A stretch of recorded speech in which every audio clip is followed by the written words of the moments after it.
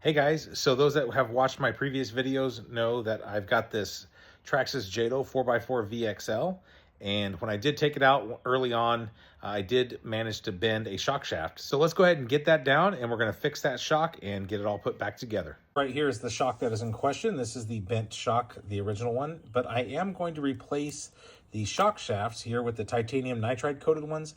I do like those a lot better. They are a lot smoother and they seem to be a lot stronger than these steel ones. Repairing bent shock shafts is actually pretty easy, but you'd be surprised how many people are actually afraid to give it a shot.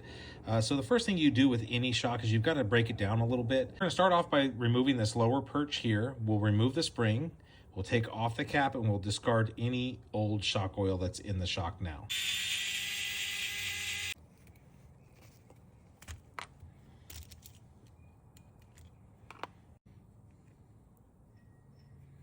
With all the parts removed, now I can remove the shock rod end from the shock shaft, and then I'll push the shock shaft back up through the top of the shock body. Now, because this shock shaft is damaged and I won't be using it any longer, I don't need to take care to not scratch the shock shaft, so I'm just holding it with a set of pliers.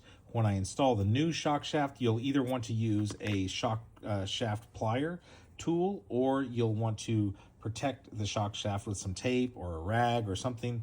You definitely do not want to scratch the surface of that shock shaft. Sometimes you'll find it easier to remove the shock shaft by taking off the bottom cap here. Again, be careful that you don't damage the seals that are in there. You want those seals to remain intact. And with that removed now, everything pushes apart, and there I've got my shock shaft out. And now we'll remove the piston from the shock shaft by removing that little nut on top. With all the parts removed, I'll go ahead and clean everything up, and I'll reverse the process and install the new titanium nitride coated shock shafts. Everything reassembled now. I've filled up the shock almost to the top with fresh, clean shock oil. I'm using stock Traxxas 30 weight shock oil. And then the next thing you want to do is you want to make sure that you cycle the piston up and down. And what that's going to do is, you see right there, you see all those bubbles coming to the top? That's going to bleed the air out from the bottom of this shock, and it's going to push all those air bubbles to the top. Now, the right way to do this is to let it set in a shock stand for a few minutes until all of those air bubbles dissipate. If you don't have a shock stand, get creative. Find a way to let this set while you're maybe working on all your other shocks, and make sure that all the air bubbles are dissipated in that shock oil before you reassemble the shock. For this next step, there's a lot of different ways to do this. A lot of people do it differently. This just happens to be the way that I do it. I do have the shock cap here, and this procedure that I'm doing is specifically for a shock cap that has a bleeder hole in it. If you don't have a bleeder hole in your cap, you'll want to use a different method. I'm not going to go over that right now. So I'm going to go ahead and install the cap with the bladder on the top, already installed in the cap, and it will get a little bit messy, and that's okay. You want that. You want the oil to be pushed out through that bleeder hole. Now, I put it on about halfway or so, and line up my bleeder hole, push up, and get all that air out. Now, if you're feeling resistance like it has right there, you see how it's not bottoming out? There's air in there. I need to back the cap off a little bit until there it goes. Did you see all that oil come out right there? That's what you want. Push it out, get all the oil to come out, and with the piston at the top and the shock shaft pushed all the way into the shock body, then I tighten it down.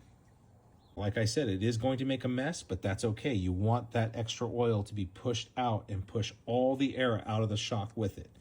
Now, the trick is that when you're all done, you should be able to cycle this piston, cycle the shock up and down, and you won't hear any squishy sound, and it'll feel nice and smooth. It's not binding up at all. It's not squishy. There's no air left in that shock whatsoever. Also, you don't want it to push up and have it rebound really, really hard. That little bit of rebound is just fine. But if you can't push it all the way to the top, or when you push it, it shoots right back out, then you've done it wrong. Go ahead and loosen that cap, get more of that air out of that system. Well, there it is, guys. After washing off the shock with a little bit of soap and water, I've reassembled it. I've put the spring back on, the lower perch is back on, put the retaining screw back on that. And if you notice, one of the things that I like to do, I like to make sure that I put the spring colors at the top right around this collar, because that, if I do that on all my cars, then I know exactly where to look to see which springs I have installed in the shock. Hopefully you guys learned a little something. If you didn't know how to bleed your shocks or redo your shocks, this is regular maintenance you want to do. You don't always want to wait until you bend a shock shaft before changing your shock oils. All right, guys, thanks for watching. Be sure to like and follow for more videos.